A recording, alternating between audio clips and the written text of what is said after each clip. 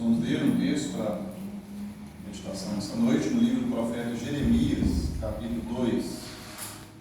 Livro do profeta Jeremias, no capítulo 2.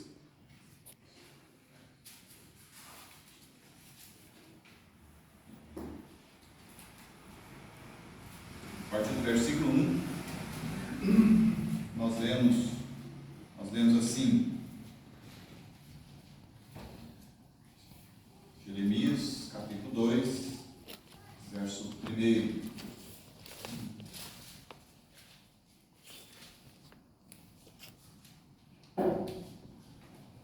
O Senhor dizendo: vai, clama aos ouvidos de Jerusalém.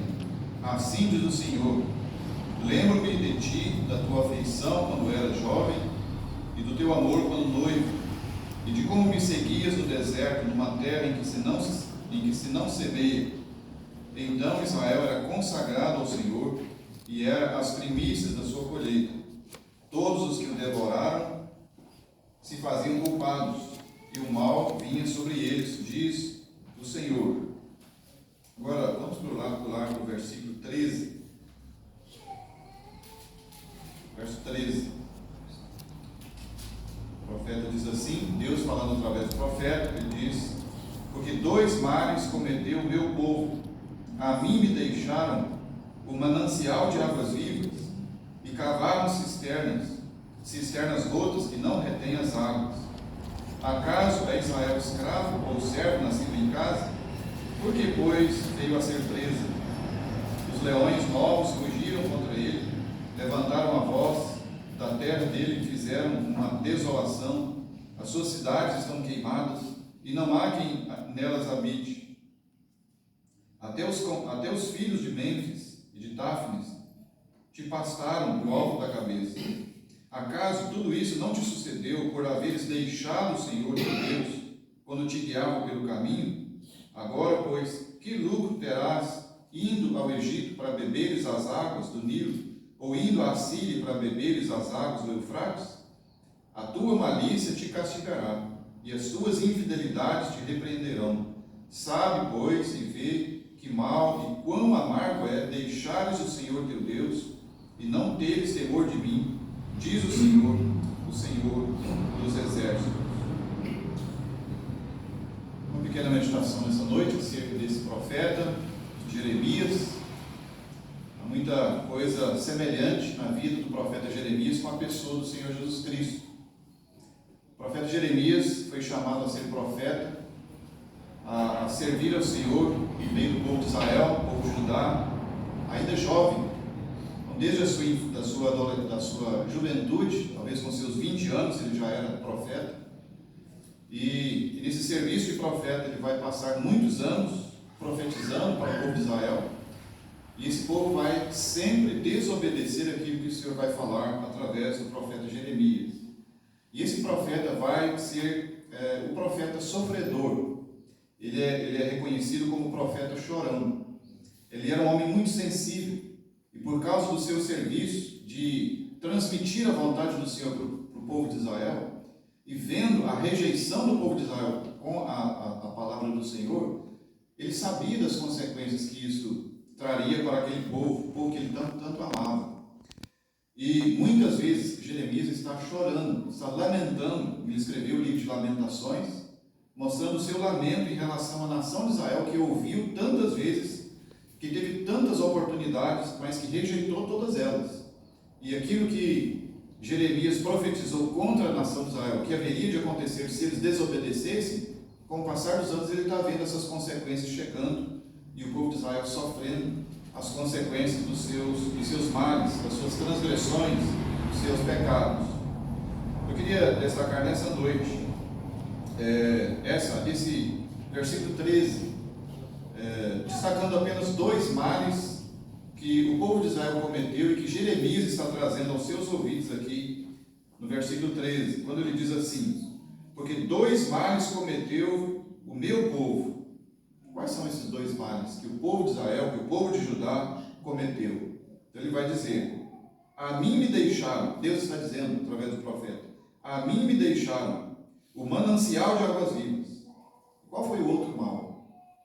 Ele Ele cita a seguir: e cavaram cisternas rotas que não retêm as águas. Então a gente vai parar aqui nesse versículo e tentar entender um pouquinho sobre esses dois males que o povo de Israel está sendo acusado de terem cometidos contra Deus. Primeiro mal, o Senhor está dizendo: a mim me deixaram. E o Senhor se manifesta aqui, se identifica aqui como sendo o manancial de águas vivas. Certamente, todos aqui já conhecem, né, alguns mananciais, né, de águas minerais, águas cristalinas descendo da serra, né? Às vezes a gente encontra em certos lugares aquela água tão cristalina, tão pura, tão fresquinha, vindo da montanha, dá vontade de a gente beber. A gente não está com sede, mas tem vontade de beber, ver a beleza daquela água, a pureza daquela água. E o Senhor se manifesta aqui, ou se identifica aqui como sendo o manancial de águas vivas, uma fonte, uma grande fonte, um manancial de águas vivas. E o que o povo de Israel fez em relação ao Senhor? O Senhor está dizendo: o primeiro mal que o povo de Israel cometeu foi me deixar. O povo de Israel virou as costas para o manancial de águas vivas. Esse foi o primeiro mal. Deixar o manancial de águas vivas, afastar-se do manancial de águas vivas, onde eles poderiam satisfazer a sua sede, onde eles poderiam refrigerar no tempo do calor. Qual é o segundo mal que Israel está sendo acusado de ter cometido? O Senhor diz aqui: tendo me deixado o manancial de águas vivas, eles foram cavar cisternas rotas que não retêm as águas. Então aqui a gente tem essa linguagem figurada, né, que o Senhor está usando para nós compreendermos e para o povo de Israel compreender naqueles tempos. O Senhor era o manancial de águas vivas, que constantemente, 24 horas por dia, tinha água em abundância, água pura, água viva, para eles se satisfazerem, para eles se refrigerarem, para eles terem bastante vida com abundância. Mas o povo de Israel rejeitou o manancial, virou as costas para o manancial de águas vivas. E agora, afastados do manancial, eles vão sentir sede. Eles precisam de água. E agora, durante a vida, o povo de Israel sentindo sede em suas almas, o que eles vão fazer? Eles não vão voltar para o manancial. O Senhor diz: eles foram furar cisternas. Deixar o manancial de águas vivas para furar cisternas. E ele diz: cisternas rotas que não retêm as águas. Então pensa bem, trocar um manancial de água mineral fresquinha, 24 horas, com abundância, preferir beber água de cisterna, talvez água barrenta, e água que seca. Tinha que furar uma cisterna, depois tinha que furar outra, depois tinha que furar outra, porque as cisternas rotas não retêm as águas, acaba, seca, além de ser talvez uma água barrenta. Então, o Senhor está usando essa linguagem figurada para que o povo de Israel entendesse as atitudes que eles estavam tomando lá naquele tempo. Mas hoje à noite, nós estamos aqui não preocupados com o povo de Israel, nós estamos preocupados com aqueles que estão aqui entre nós que estamos aqui reunidos nessa noite. Pode ser que nós estejamos fazendo a mesma coisa que Israel fez naquele tempo. O Senhor continua sendo o manancial de águas vivas. O Senhor é o manancial de águas vivas, onde o ser humano, sedento em suas almas, pode beber constantemente do Senhor, se refrigerar e ter vida eterna, ter vida com abundância, bebendo desse manancial de águas vivas, que é o Senhor. Estando em comunhão com Ele, salvo, permanecendo na sua presença, ele pode beber desse manancial de águas vivas constantemente. Mas nós aprendemos pelas Escrituras que o ser humano, nós, que nascemos de Adão, nascemos de uma descendência pecaminosa, trouxemos também essa descendência pecaminosa para nós. E o ser humano nasce nesse mundo já separado do Senhor.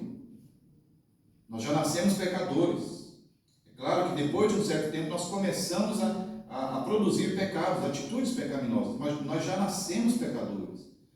E nascendo pecadores, nós estamos separados desse manancial de águas vivas. E o ser humano necessita do Senhor, precisa de Deus.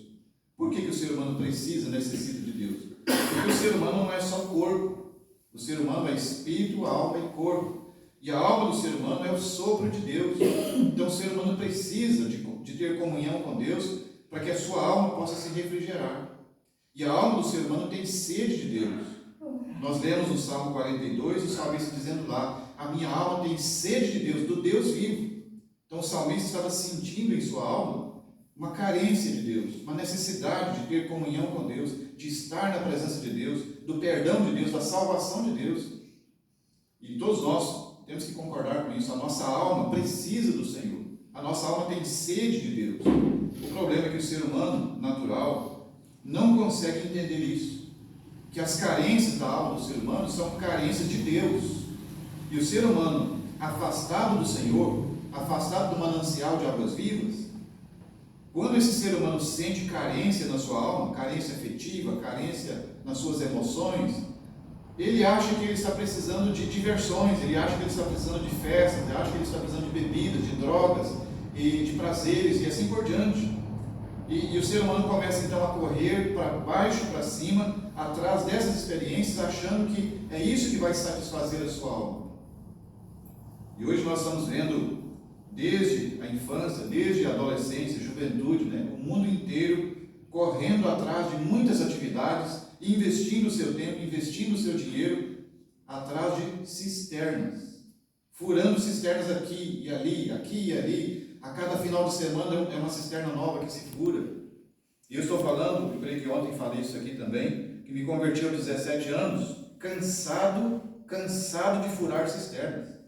A cada semana, a cada final de semana, era uma cisterna que tinha que furar. A minha alma estava sedenta, mas eu não sabia que a minha alma precisava de Deus. A minha alma estava separada do Senhor, estava sedenta porque se separou e virou as costas para o manancial de águas vivas. E a minha alma sedenta eu fui procurar nesse mundo. Procurei por todas as partes, vocês podem imaginar, em tudo que esse mundo pode oferecer. E furei essas cisternas, fui atrás, experimentei tudo que esse mundo pudesse oferecer naquela época. Mas a minha alma permaneceu seca, porque eu estava furando cisternas e não voltando para o manancial de águas vivas. E pode ser que hoje à noite, não conheço todas as pessoas que estão aqui, nós estejamos falando com alguém, com uma pessoa que a sua alma está sedenta aí, você não está conseguindo interpretar as suas carências. Talvez você não esteja conseguindo entender o que é que te falta. E nós hoje estamos aqui com o Evangelho do Senhor Jesus Cristo para dizer que falta você voltar para o manancial. A sua alma tem sede de Deus, e somente Deus, na sua graça, através de Cristo Jesus, morto na cruz pelos seus pecados, pode satisfazer a sua alma das suas mais íntimas necessidades. E pode ser que nós estejamos falando hoje à noite com pessoas que já estejam há anos e anos furando cisternas, correndo atrás das cisternas dessa vida. Mais uma vez a gente pensa nessa ilustração usada pelo Senhor. Deixar o manancial. O que a gente faz para beber da água do manancial? Que tipo de força, que tipo de esforço a gente faz para beber de um manancial? Se a gente está ali perto dele? Nenhum esforço. Nós não precisamos cavar a terra para descobrir água. É simplesmente entrar debaixo daquele manancial e se refrescar e beber com abundância. Agora, quando a gente está longe do manancial e a gente precisa de água, aí tem que furar cisternas. E furar cisternas exige trabalho duro, trabalho difícil. Somente aqui já furou cisterna sabe que é um trabalho cansativo, exaustivo. E mesmo assim, depois de uma cisterna furada, você tem que esperar aquela água clarear um pouquinho para você beber. Então é muito diferente do manancial. E pode ser que muita gente ainda hoje esteja já cansado dessa vida, de tanto furar cisternas e ter a sua alma constantemente ainda sedenta, porque não voltou para o manancial de águas vivas, mas está cavando cisternas aqui, tentando satisfazer as carências, as necessidades da sua alma através das atividades dessa vida. Essas atividades podem ser atividades pecaminosas, correndo atrás do pecado. Um pecado hoje, um pecado maior amanhã, um pecado maior ainda depois. Mas pode também, essas cisternas, podem também representar a religião. Quantas pessoas religiosas hoje, por toda parte, religiões de todos os tipos, e as pessoas estão correndo atrás das religiões. E pessoas estão cada vez mais aflitas, cada vez mais abatidas, mais entristecidas e sedentas em suas almas. Porque elas ainda não descobriram que elas precisam voltar para o manancial, que é o Senhor. E ter um encontro pessoal com aquele que é o manancial de águas vivas. Então, Jeremias está usando essa figura aqui para falar, olha, o povo de Israel, vocês estão cometendo esses dois males absurdos de deixar o manancial e correr atrás das cisternas. E Jeremias, como servo de Deus, Ele sofria com isso, porque ele pregava essas palavras, não pregava isso como se fosse apenas um profissional, alguém que entregava uma mensagem e ia para casa tranquilo, não. Jeremias tinha muito sentimento, ele chorava por causa disso, ele pregava, ele desejava que o povo de Israel se arrependesse, que o povo de Israel voltasse, se convertesse. Da mesma forma nós hoje, embora não conheça as pessoas que estão aqui, mas a cada dia que a gente abre a palavra de Deus para falar do Evangelho, para falar da salvação, para falar dessa urgente necessidade que o ser humano tem de arrepender-se dos seus pecados e voltar para o Senhor, se arrepender e converter-se a Cristo, para beber dessa água cristalina que é o manancial de águas vivas, a gente faz isso com muito sentimento. A gente deseja muito que depois de uma pregação, alguém possa chegar e dizer: olha, hoje eu criei no Senhor Jesus Cristo. Hoje eu voltei para o manancial, eu já estou sentindo refrescor na minha alma, já estou bebendo dessas águas novas, do manancial de águas vivas. A gente deseja muito ouvir isso em cada lugar onde a gente vai e prega e anuncia a possibilidade da salvação para aquele que ouve, para aquele que se arrepende e crê no Senhor Jesus Cristo. O livro do profeta Isaías, só voltando um pouquinho, algumas páginas, Isaías capítulo 55, nós temos um convite da parte do Senhor, dizendo assim. Então, Isaías, juntamente com Jeremias, foi alguém que insistiu muito com Israel para que se arrependesse e voltasse ao Senhor. Isaías 55, versículo 1 diz assim: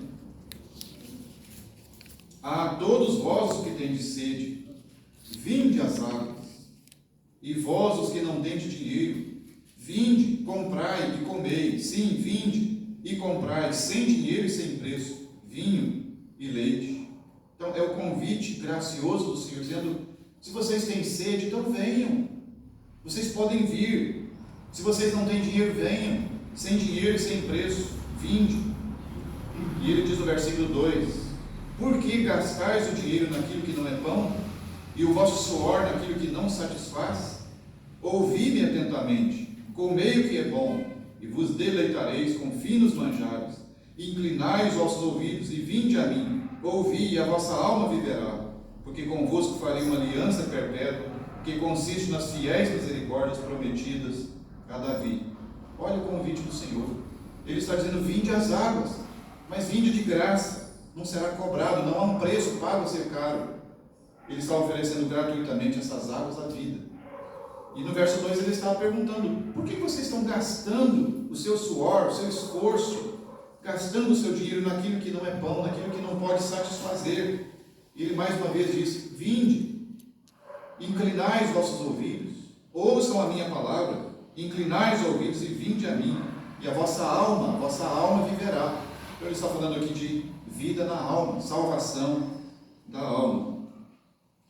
Certa vez, lá no Novo Testamento agora, o Senhor Jesus Cristo estava em Jerusalém, e era o dia da festa, era o último dia da festa ali em Jerusalém, muita gente em Jerusalém, uma multidão muito grande, e o Senhor Jesus esperou aquele último dia da festa, e ele se levanta no meio daquela multidão, e ele ergue a sua voz, e ele diz: se alguém tem sede, venha a mim e beba. É uma frase muito importante, muito simples, direta. Ele dirige uma palavra a quem tem sede. Ele diz: se alguém tem sede. E é claro que ele não estava falando ali de água, no sentido literal. Ele está falando de sede na alma. Ele está dizendo: se alguém tem sede. E ali tem gente de todas as regiões da terra de Israel. Gente que foi para Jerusalém porque era temente a Deus, mas gente que tinha sede em suas almas. E ele está dizendo: se alguém tem sede, o que tem que fazer? Ele diz: venha a mim e beba. Eu sou o manancial dessas águas vivas. Vinde a mim e beba. A gente lembra também daquela ocasião quando o Senhor Jesus foi para um certo lugar onde havia um poço, e para lá desceu uma mulher chamada mulher samaritana. Aquela mulher que tinha uma vida totalmente irregular nos seus relacionamentos afetivos, mas aquela mulher desceu para aquele lugar, e o Senhor vai dizer para ela: mulher, quem beber dessa água, água do poço, voltará a ter sede. Quem beber dessa água, tornará a ter sede. E o Senhor diz assim: se alguém beber da água que eu lhe der, nunca mais terá sede, para sempre. Ele diz: do seu interior fluirão rios de água viva. Além de não sentir sede, a pessoa que vai crer nele diz, ali em João capítulo 4, ele diz: do seu interior vão fluir rios de água viva. Então aquela pessoa que antes precisava correr para cima e para baixo, procurando experiências aqui e ali, aquela pessoa que precisava furar os seus poços, furar as suas cisternas, tentando saciar a sua sede, agora vai ter dentro dele, do seu próprio interior, vão fluir rios de água viva. E João, quando escreveu isso lá no capítulo 4, ele mesmo interpreta dizendo, isso ele disse, e o Senhor Jesus Cristo disse isso com respeito ao Espírito, que haviam de receber os que nele crescem. Então o Senhor estava falando de salvação, estava falando dessa recepção de uma vida espiritual vindo habitar no ser humano. Então se hoje à noite nós falamos com alguém aqui que ainda não tem essa vida, alguém que a sua alma está vazia, está seca por dentro, e mesmo as suas experiências religiosas, ou talvez as suas experiências no mundo, não tem trazido satisfação, não tem resolvido a questão da sua carência espiritual, emocional, seja ela qual for, o Senhor está se manifestando hoje dizendo: vinde às águas. Eu sou esse manancial de águas vivas e posso satisfazer. E se você crer no Senhor Jesus Cristo, você receberá o Espírito Santo, e o Espírito Santo vai preencher completamente essa carência que você tem na sua alma. É uma carência que vai ser suprida com salvação, com conversão, com relacionamento com Deus. Você vai nascer de novo pela fé em Cristo. Você vai receber Cristo como seu Senhor e Salvador. Você vai ter um Salvador. Você vai ter uma nova vida, uma salvação eterna, a esperança da vida eterna, o perdão completo dos seus pecados e a habitação do Espírito Santo no seu ser, a partir desse dia em que você decide crer no Senhor Jesus e o receber como seu Senhor e Salvador.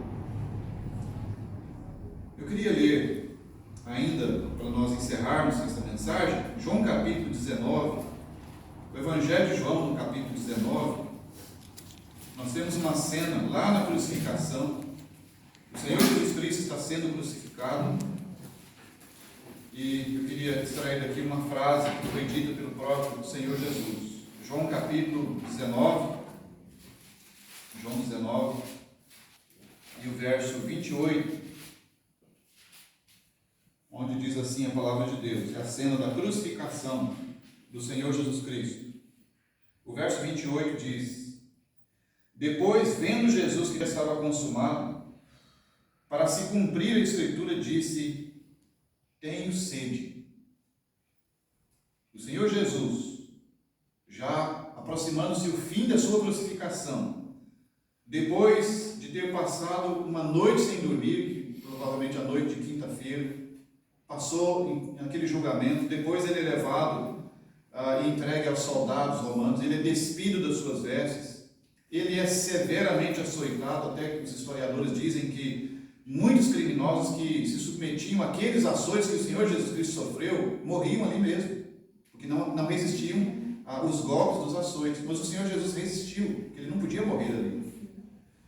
Mas ele foi ensanguentado da cabeça aos pés, foi coroado de espinhos, foi esbofeteado no rosto, e depois ele é levado para o monte do Calvário, ali ele é pregado, com seus braços esticados, suas pernas esticadas, um cravo atravessando seus pés, outros cravos atravessando suas mãos, e ali na cruz ele vai ficar durante horas e horas, perdendo muito sangue. A gente sabe o que acontece quando uma pessoa começa a perder sangue, ele fica desidratado, então ele perde líquido, ele vai se enfraquecendo muito. E uma das coisas que acontece quando alguém fica desidratado é secar a boca e sentir uma sede horrível, horrível. Não sei se alguém aqui já fez uma cirurgia e depois da cirurgia não pode dar água para aquela pessoa que está se recuperando da cirurgia, mas a pessoa sente uma sede horrível, e o mínimo que se pode fazer para aquela pessoa é molhar o algodão e molhar os lábios da pessoa. Somente uma pessoa que já passou por isso tem uma pequena ideia do que o Senhor Jesus está passando na cruz. Uma noite de julgamento, de açoites, de sangue sendo lançado para fora do seu corpo, dores horríveis, cortando os seus músculos, seus nervos, sendo esticado ali naquela cruz, e horas pendurado ali, a sua respiração forçada, asfixiando-se ali na cruz, e agora a sua língua secando-se de sede. E agora diz que no fim daquele dia, o Senhor Jesus abre a sua boca para dizer uma palavra, uma frase. Ele diz: tenho sede.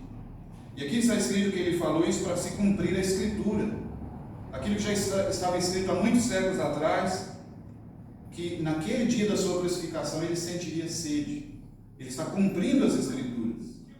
Mas literalmente ele está sentindo muita sede. Irmãos e amigos que estão aqui, foi o último desejo do Senhor Jesus Cristo antes da sua morte. O último desejo de uma pessoa antes de morrer. Muita gente, às vezes, valoriza muito o último pedido de uma pessoa antes de morrer. O Senhor Jesus Cristo, o Filho amado de Deus, que veio aqui para morrer por nós naquela cruz, aquele que nos amou a tal ponto de entregar a sua própria vida por nós. Quando ele está na cruz, ele tem um último desejo. Tenho sede.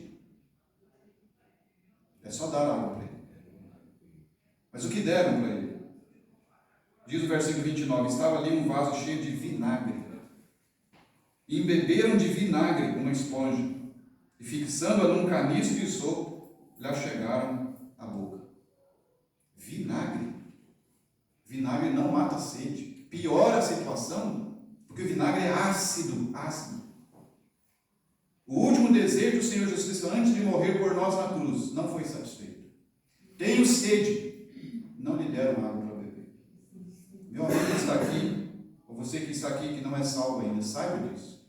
O Senhor Jesus Cristo lá na cruz, ele teve um desejo. Desejo para ele. Sede. Não foi satisfeito. Sabe por quê? Porque ali na cruz ele não estava para fazer a sua vontade. Ele estava ali para fazer a vontade do Pai e para solucionar o seu problema e o meu problema de pecado. Ele estava preocupado com a nossa sede. A sede de salvação que a nossa alma tem foi resolvida ali na cruz do Calvário. Mesmo que ele morreu com sede, mas ele morreu para resolver a nossa questão de pecado. Para hoje poder dizer, olha, se você tem sede, pode vir a mim que eu vou dar de beber da água viva. Você vai ter vida eterna. Eu queria ler o último versículo, o último capítulo da Bíblia. Apocalipse, capítulo 22. E agora nós vamos ter as últimas palavras do Senhor Jesus na Escritura. O livro do Apocalipse é a última revelação que foi dada aos apóstolos. Depois dessa revelação, o Senhor fechou a Escritura, não há mais revelação nenhuma a ser feita. E nós temos que ficar satisfeitos com essa revelação completa que temos nas Escrituras. Então, Apocalipse, capítulo 22, e o versículo 17, diz assim o Senhor Jesus. Ele mesmo toma a palavra e ele fecha o livro do Apocalipse com essas palavras. Apocalipse capítulo 22, verso 17, diz assim: o Espírito e a noiva dizem, vem. Aquele que ouve, diga, vem. Aquele que tem sede, vem. E quem quiser, receba de graça a água da vida. E quem quiser, receba de graça a água da vida. Amigos ouvintes, a gente fica pensando, se um dia aqueles que ouvem o Evangelho se encontrarem no inferno, onde o Senhor Jesus Cristo pode dizer, ali haverá choro e ranger de dentes. Essas pessoas durante a vida ouviram esse convite do Senhor Jesus. Essas pessoas ouviram várias vezes o Senhor Jesus convidando, se alguém tem sede, venha a mim e beba. Se alguém tem sede, venha, receba de graça a água da vida. Um convite tão simples e tão gracioso como esse sendo rejeitado.